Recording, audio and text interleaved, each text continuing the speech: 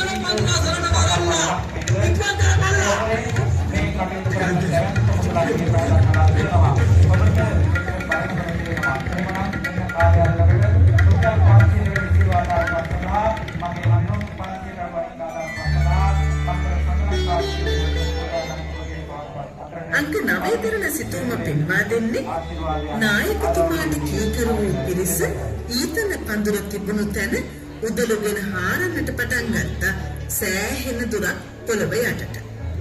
මෙහෙම පොළොව යටට හාරාගෙන යන විටදී මතුවුනේ විශාල කළු ගලක්. ඒත් එක්ක පිරිස අධෛර්යමත් වුණා හොඳටම.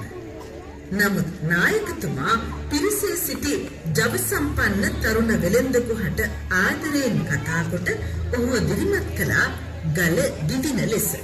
මේ මහා වෙසක් තොරණේ අංක 10 දරන අවසන් සිටුවමේ විශ්වය දනවන ලෙස කදිමට නිර්මාණය කර තිබෙන්නේ බෝසත් වෙළඳ නායකතුමාගේ උදාර මඟ පෙන්වීම මත ඒ ජව සම්පන්න තරුණ වෙළෙන්දා වීරියගෙන ඒ විශාල කළුගල දිදින ආකාරයයි පින්වතුනි.